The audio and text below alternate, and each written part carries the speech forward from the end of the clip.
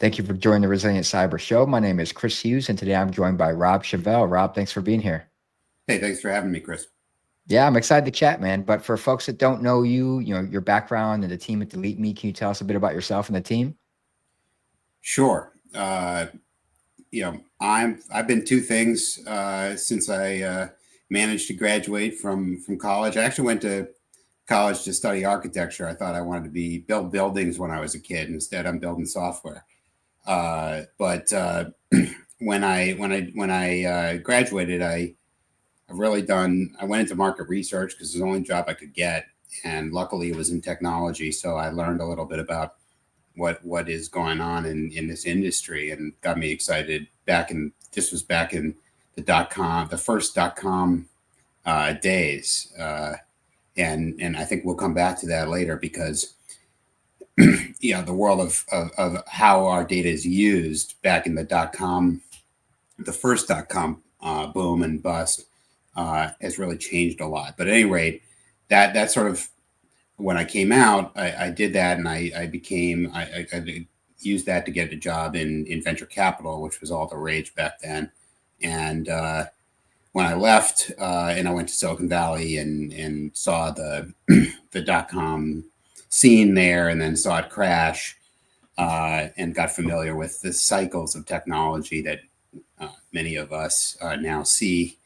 I decided instead of being an investor, it would be much more interesting and challenging to be an entrepreneur. And so went that route and started this company, partly because of what I saw in Silicon Valley, which was a lot of people chasing the same trend all the time, very noisy. And today, the equivalent of that would be AI. Everybody's trying to follow AI, be an AI company, do something with AI, and it's very noisy. You don't know who the real people and which business models in AI are going to work, who's really being true to it and who's not. And there was a similar thing way back then. So at any rate, without going too far into detail, started this company because nobody was talking about privacy back 10 or 15 years ago. And everybody was excited. All the VCs, for example, were excited about all the information sharing, the social media, putting everything in the cloud. And my co-founders from my team are smarter than I am, and certainly much smarter than I was, said, hey, look, there's got to be ramifications from all this data being shared, from all this data being stored in the cloud. It's not all good. And that resonated with me because of what I had seen in Silicon Valley and all this sort of lemming-like behavior. And I got excited alongside them to build something that was a little contrary and a little different. And it's taken us a while, but people are starting to catch on. Yeah, I think you're right there. It's, initially everyone was excited about the boom of the internet, social media, kind of how many people can we connect with, how much information can we share, and just put it all out there, right? Not even thinking about the potential risks or ramifications. So, talking about that, there's been a massive explosion in terms of personal data ending up on the web. What are some of the major risks or concerns that people aren't thinking about or should be thinking about, that you see materializing?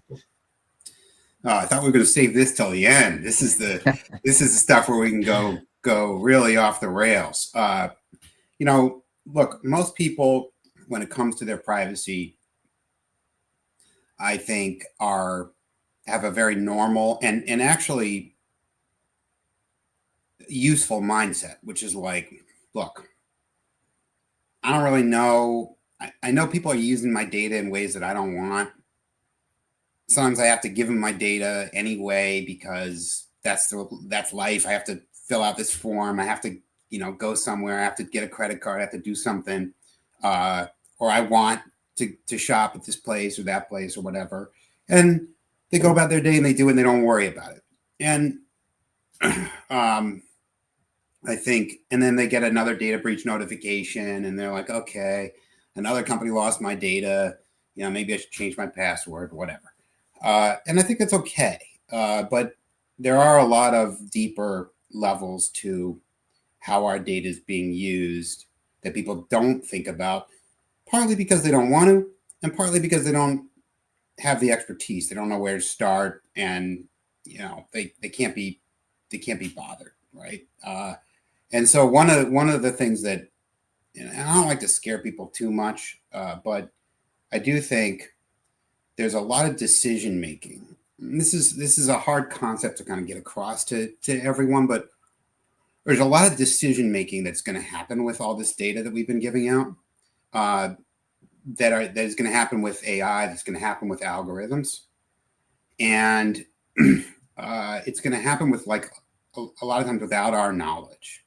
So to try to make it concrete, like in a world not too distant from today, like there just may be a lot of opportunities that you're never going to see because AI has decided you're not part of this group that should see these opportunities. And conversely, there's other simple examples like pricing, discriminatory pricing, right? Like you should get these offers and these prices for these things because you're part of this group, or we've seen you've taken these actions in your life. So it sort of becomes, in a strange way, of like a bubble. Like we only are reflecting the data that we've already given out to the Borg, to the internet, to AI. And I think that these are topics that are kind of hard to talk about because they're very abstract, and we haven't really seen the ramifications of them yet. But think about it like this. Like, and I'm struggling for like good analogies, but like if somebody had driven alongside you since the day you got your learner's permit and watched you drive every mile that you've ever driven, what would they do? What would they know? And what kind of insurance would they give you? Something like AI is going to know that. They're going to have been in that seat when your parents first took you on that first spin around the block, all the way through to every stupid accident you've ever gotten in, or near accident, or whatever. AI is going to know that stuff. And what are they going to do with it? I don't know, but it might not be stuff we like. So there's a lot of different ramifications sort of like that run across everything. But let's not spend too much time in the future. Yeah, I mean, for me, I definitely probably wouldn't get in the car, and I'd have a hard time getting insurance. But I'm speaking for myself. You talked about the boom of the internet and obviously social media applications. We have mobile phones, digital applications. We've had IoT devices. The COVID era, which really I think pushed people either further into the digital realm of working remotely, collaborating remotely, school, remotely, just digital collaboration, right? And then AI as well. How do you think these things are kind of further complicating the problem of our personal data just being kind of provided and sprawling everywhere we look, everything we do? We have to enter this information everywhere we go. It seems like to make a purchase at a convenience store sometimes, right? Like it's just everywhere we go. How do you think this contributes to the problem of the personal data sprawl? Well, it's massively contributing to it. I mean, you're talking about convenience stores. Cash is basically dead, right? I mean, when's the last time we bothered to pay for something in cash? Most of us don't do it. And he goes even as far as there's even stores now that don't take cash, right? So cash was like the last thing that the data industry wanted to kill, because it was like, cash is privacy, right? Nobody knows when you whipped out your wallet, paid for something. I mean, the store knows because they take in the revenue and they report it. But other than that, cash is beautiful. Cash is private, and it's dead. Or if it ain't dead, it's dying. So in all of our daily activities now, it's not just data we give out. It's just our life stream is being digitized faster than we can imagine it. And driving, like we were just talking about, is a good example. I mean, today, if we have an older car, not a Tesla, and we don't use Waze or Google Maps or Apple Maps, we can kind of assume that if our license plate's not being read by a license plate reader, we can get from A to B without being tracked. But those days are, if they're not as dead as cash, they're dying. And so everywhere we go, it's going to be tracked and it's going to be sucked into some application. And that's just, that's just a good analogy for everything else. It's like everything we do in our lives is now being turned into data faster than we are imagining. And then the next phase of it, going back to your earlier question, is like, well, then what happens with all the analytics against that? And that's the thing that it's hard to articulate to people. It's hard to have a conversation about because it's less concrete. But I think there's going to be a lot of things that people don't want to see happening because all of our data is being analyzed. Yeah, I agree with you there. I think people are going to kind of wake up almost, I won't say too late, but wake up to this reality too late. And, honestly, for folks, especially who don't work in cybersecurity, like, talking to just peers, friends, things like that, family members, it can feel overwhelming in terms of like, okay, I get it, right? I get this, the privacy concerns, the cybersecurity concerns, I understand at a high level, but, where do I get started? It feels overwhelming. Like, how do I even do anything about this, right? Because everything you use, your phone, where you purchase things, online or in stores, they're always asking for this kind of personal information. Where do you recommend folks get started if they want to kind of minimize their digital footprint or personal footprint on the open web? Yeah, I mean, it's totally overwhelming. And by the way, that's exactly what the tech industry wants. They want it to feel overwhelming. They want it to be like, look, you can control your privacy, but you have to figure out what you want to control, which preferences you want to set. You have to navigate to this menu to figure out where to set them. If you want to opt out of something or have your data not sold, you have to go figure that out. And then you have to, oh, by the way, then you have to do it every single place that you can remember that has your data. Good luck. I mean, as soon as you think about that, if you're a normal person, you're like, you know what? I just got up. I just woke up, man. Like, I don't want to think about that. I just want to get some coffee, get my kids to school. Like, no way. And the tech industry knows that. And that's why when they look at the data about who actually does anything in the privacy settings of their application or opts out of some data selling or sharing or whatever, it's basis points of people. It's less than 1% of people, like way less. And they don't, but they don't even like basis points. So they tell their product managers, hey, let's make it confusing, let's make it tough, let's make people feel like if they do click this setting, their service is going to be worse or less secure or whatever. So they're busy just trying to eradicate consumer choice. And over the last 10, 20 years, they've done a pretty good job of it. Most people haven't had the ability to take any control over their digital footprint and reduce it. Now, one of the good things that's happened over the last 10 years is that privacy laws in over a dozen US states and all over the world, in countries like Brazil and India and even China passed a personal information protection law, for God's sake. All these laws have given citizens rights, data rights, that they didn't have before. So that's a counteracting principle to what we've seen from technology. But at the same time, people still don't know where to start. Yeah, it can be overwhelming for sure. And I feel like, from a cybersecurity practitioner's perspective, we see data breaches and it includes hundreds of millions of Americans or X percentage of the population. And I think a lot of times it's because we have these organizations sucking up so much data, or data brokers or entities using our data that we didn't even know we had given the data to, or someone else had given our data to. And it's just a sprawling problem. And I feel like, the buzzword of 2025 now is, of course, agentic AI or AI agents, things like that. How do you see that even taking the problem and exacerbating even worse than it already is now? Well, I mean, one thing that we see a lot at DeleteMe, unfortunately, is that people are using these AI agents to construct impersonations and social engineering attacks, trying to get at employees, if you're an employee of a company, or trying to get at companies' cyber networks. And they're using the weakest link that exists, which is the people. People are always the weakest link. We all know that.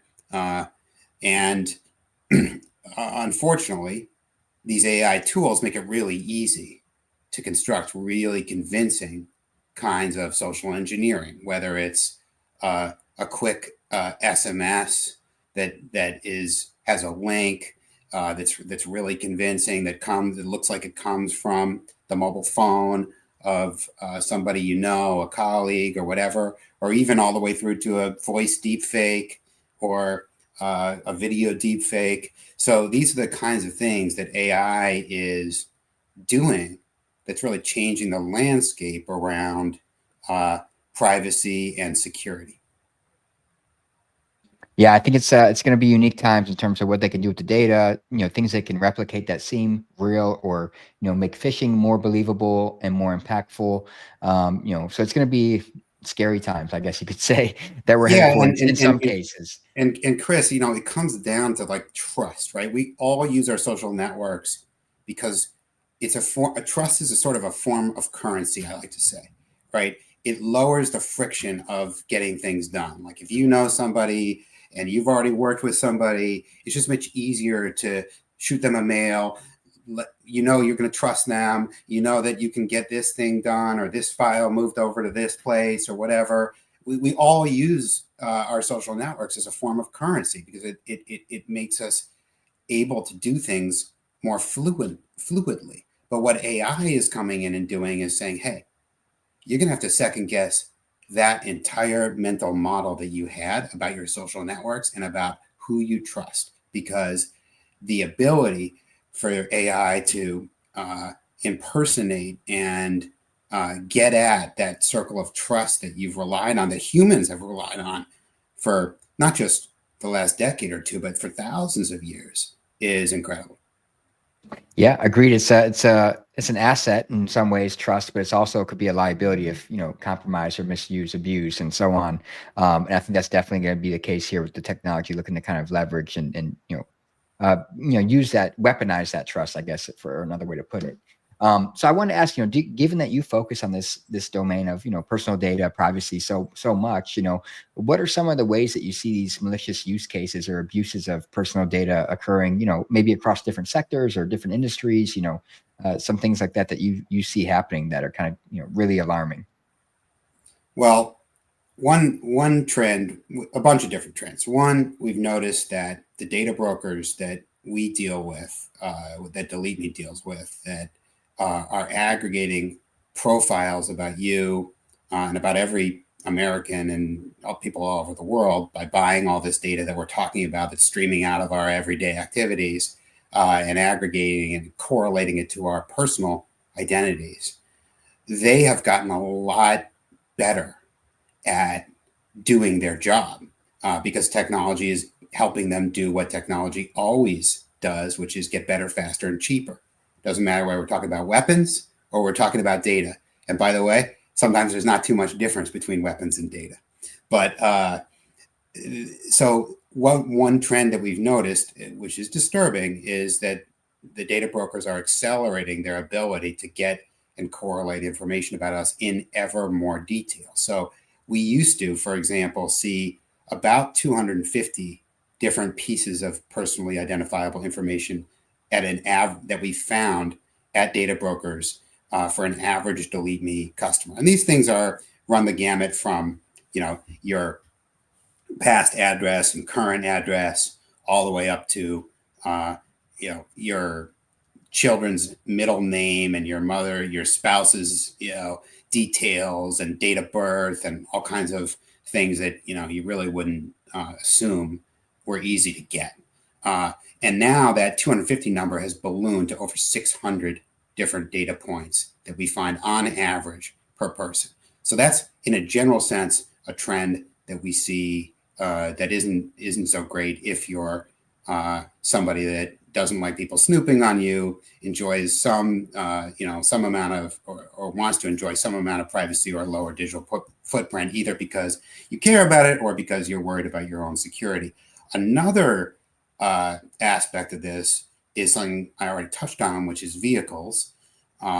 We started to notice that vehicle data is now coming into these data broker profiles. And oftentimes they'll be able to figure out somehow or buy somewhere information on what car you drive, in some cases, the license plate, in some cases, the VIN number, that thing that we have to take to the DMV to register. So incredible amounts of detail creeping in on all kinds of in all kinds of areas that we would never have seen, 5 or 10 years ago.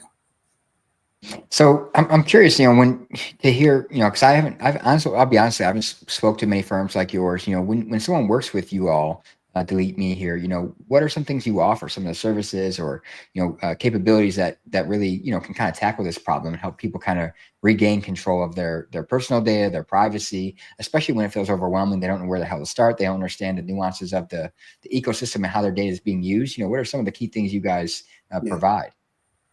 Yeah. So, it's really very simple. And what we do at DeleteMe is targeted right at this issue we were talking about, which is not only do people not know where to start, there's no chance, because the tech industry has made it deliberately so, that it's almost no chance it's worth their time, right? It's like you have to do this at every different data broker, at every place that stores your data. You have to figure out where that is and what you care about. It's so overwhelming, and it's so time consuming to do it, one by one, that most people just don't have the desire. And so that's where DeleteMe comes in, and we say, look, we're a privacy company. We don't do anything else. Our business is your data.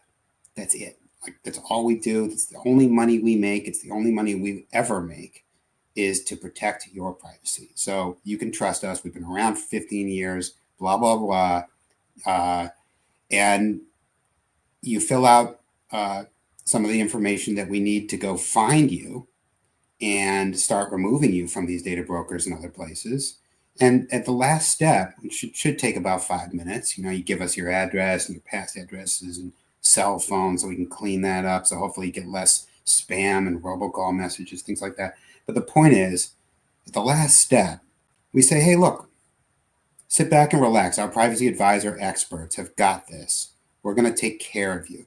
And we start a process on our back end, and we go search for wherever we can find your data where it's exposed on the open web. And, people are selling things like your phone number and your mother's date of birth and all this kind of information. And we tell you where we found it. And then we tell you where we're requesting it to be redacted or removed. And we give that to you in a really simple report about a week later. And then, of course, because we're always streaming new information in and nothing's perfect. By the way, DeleteMe is not perfect. It's not going to remove all your information from the internet. Nothing. If anybody tells you they will, they're not being ethical and truthful. But you will start to see a very observable downward trend in the amount of personal information that is searchable on you and that's out there for sale. And that trend hopefully continues, because the way DeleteMe works is it keeps going back all year and doing the same thing, looking for exposed personal information that you don't want online and requesting the removal of it relentlessly.